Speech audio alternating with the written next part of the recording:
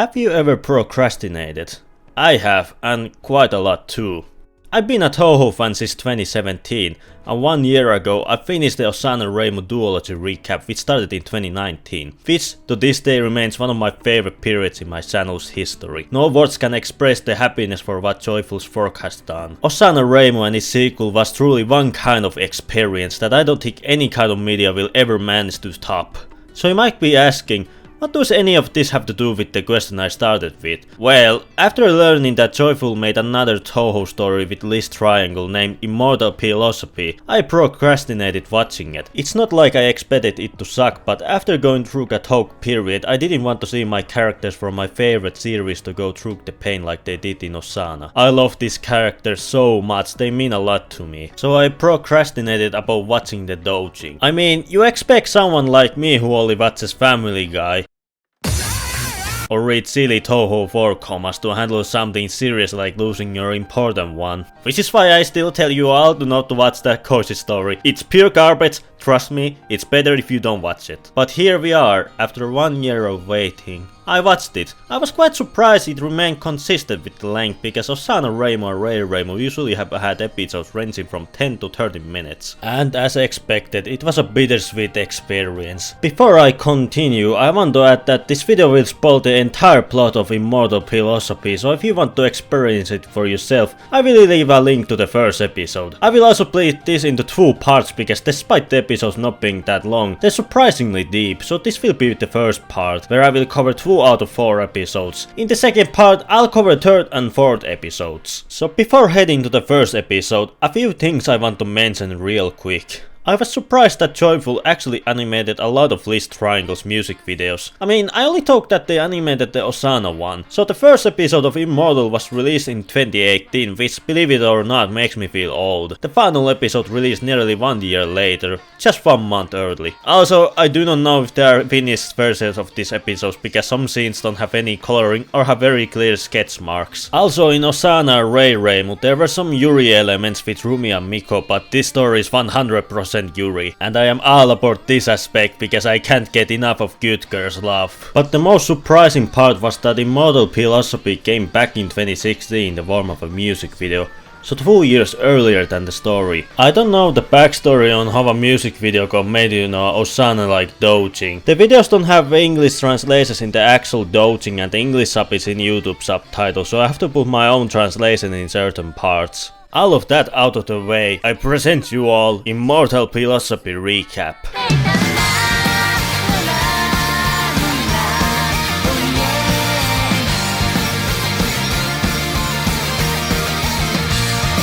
We start our story when yokais existed normally and we see Suika and Yugi are having a match. And then we meet the protagonist of this story, Kasen Ibaraki. One interesting thing about Kasen being an Oni is that this was at the time when it was only theorized she might be one. It was confirmed in 2019 in Wild and Horden manga that she's an Oni, so this plotline has aged like a good wine. Lil Kasen isn't happy that Suika and Yugi are fighting again, so they decide to fool her by saying they're having a rock paper scissors game.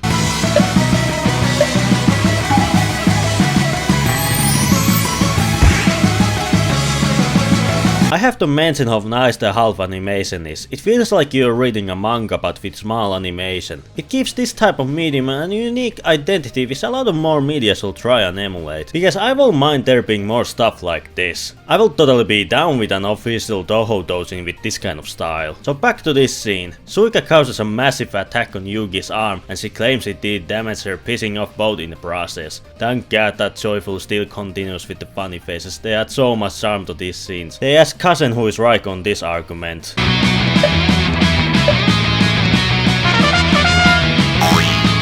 Yugi fucking slam dunks Suika and everyone goes flying and then they go to have a drinking battle at Suika's place. Side note, it's funny how Suika is the leader of the Anis and Yugi is just referred to as Big Sis. Because you expect this big, beautiful lady to be the leader and not the little gremlin which Suika is.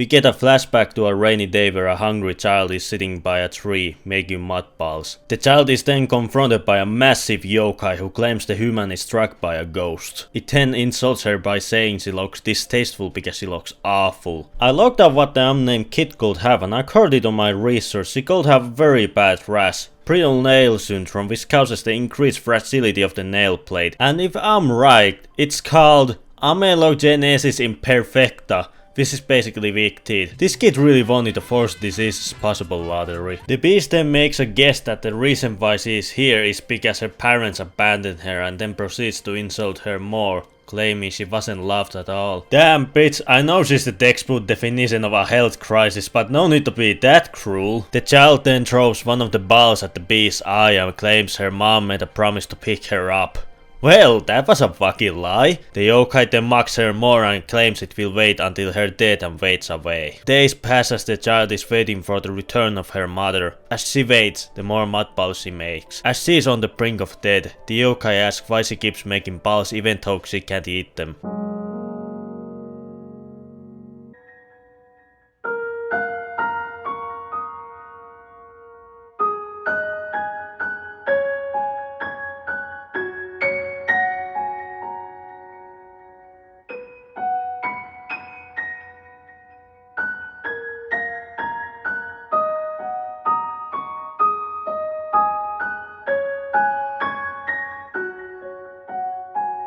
The yokai claims how stupid this is and then blows up to reveal it was Suika the entire time. She then proceeds to take a bite and claims they're disgusting, but then adds that it seems she has been loved because even though just a disgusting thing, she said it was tasty. Suika continues by saying the mother must have loved the child a lot.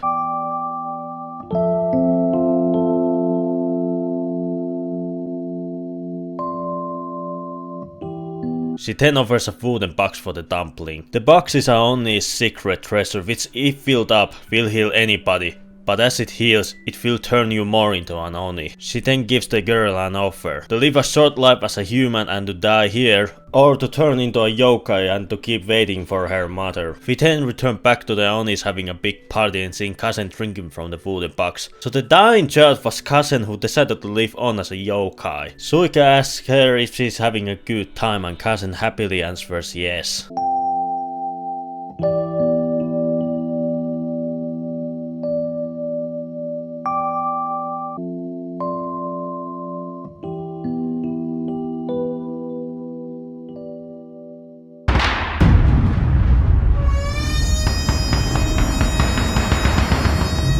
The last minute gives a lot of context on how the wooden box works, who the Onis and yokais are, shows Kasen growing up, tell us of the legend of the Shuten Doji, how humans defeated the Onis and how Kasen lost her arm. I shall remind you all that if you haven't watched this doji nor the music video yet, I recommend skipping credits because they spoil what happens in the future, which ruins the surprise of what's to come. Before going to the talks, I almost forgot to play some of the music clips, so here they are.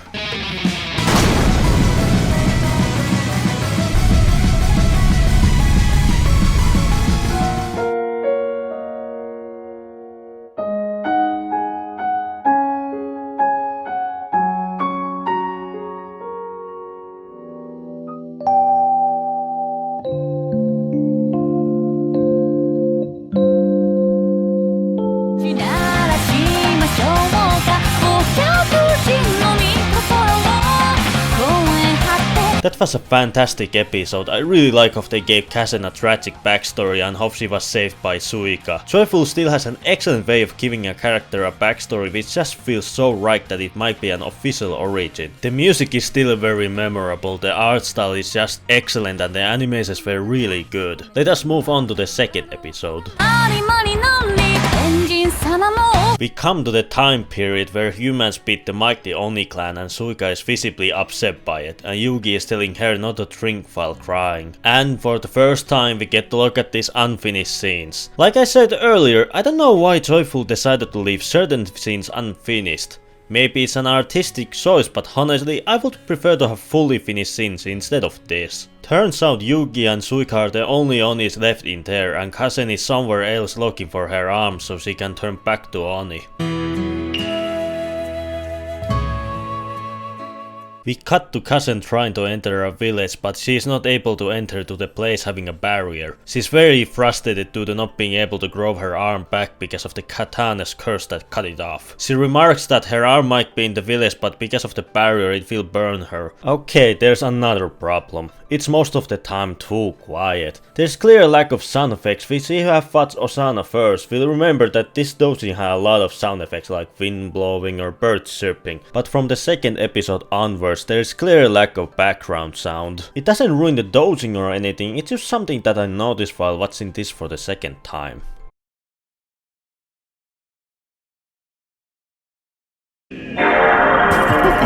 As she's contemplating becoming a full-blown alcoholic or rigger, she's accompanied by another woman. The woman starts telling a poem and Kasen adds some additional words to it. Kasen apologizes to the woman, but she isn't offended at all and is quite impressed. She then guesses that Kasen isn't a human due to her arm and mysterious appearance and mistakes her as a hermit, and a very comedic play starts.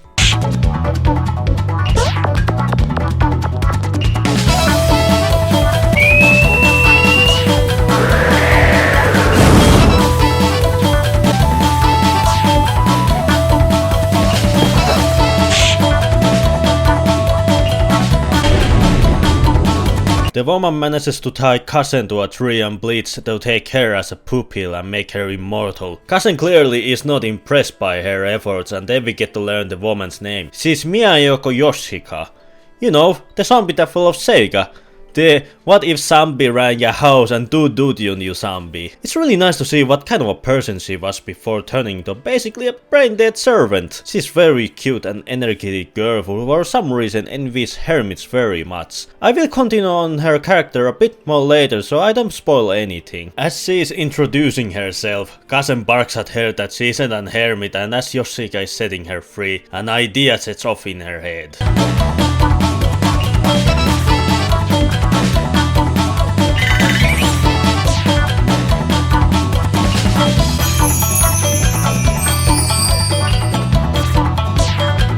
And so Kasen starts to lie to Yoshika in order to enter the city. She put Yoshika to get introductory texts and barrier related books, and Yoshika, clearly lacking a brain, is confused why they need barrier books. Kasen ignores her question, and so they start their training montage. Their first training is re-experiencing the past, which basically means that you reflect on all that has happened to you since you were born, which will expand your lifespan. We also get to see where Kasen got her famous bandage arm, and we see lots of cute moments like birds pulling on Yoshika's face, her pulling Kasen to river, and then her trying to drown Yoshika, more face pulling, Kasen eating dango, her getting jump scared, and them just holding hands. It's all very cute.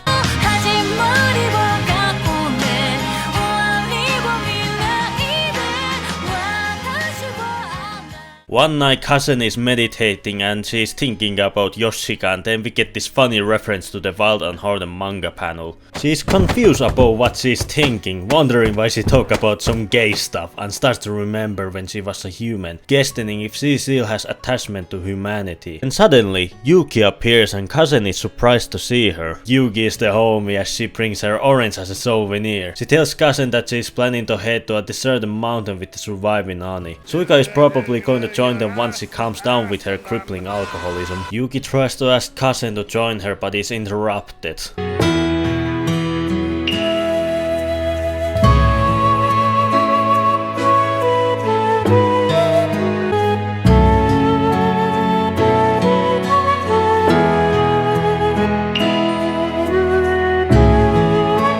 She also explains she can't look at Suika in the eye, and Yuki, being supportive homie, slaps her back and sends Kasen fucking flying! Yuki then leaves Kasen and tells her to hang in there.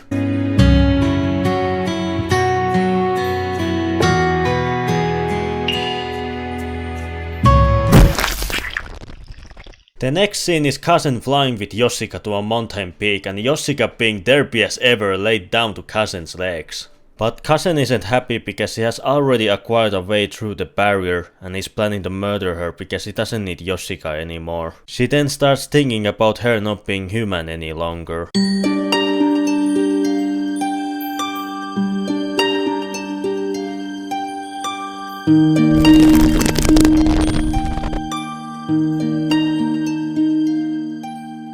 Right as she's about to end her, Yoshika asks Kasen to let her stay like this a little longer while tearing up. She is very happy that Kasen has helped her in achieving her dream of becoming a hermit. But when she's alone, she can't help but think about the day she dies. She is so terrified of dying that she can't take it anymore. Kasen remembers that the average human lifespan at the time was about 30 years. Far too little to accept one's dead.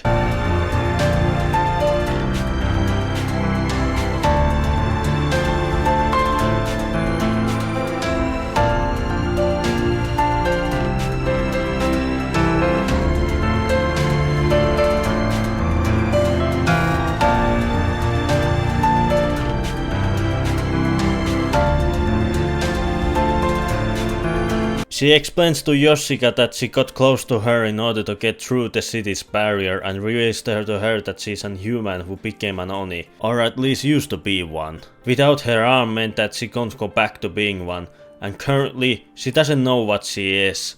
She was using Yoshika to get back to her old self.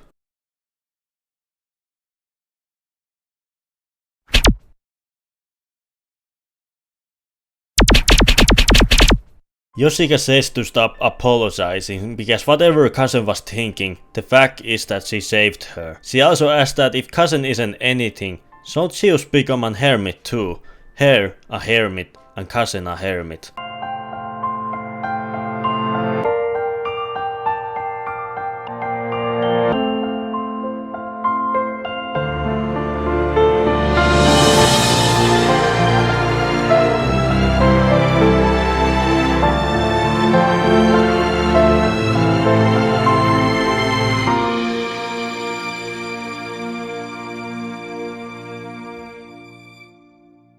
And so an unbreakable friendship was created and a promise was made.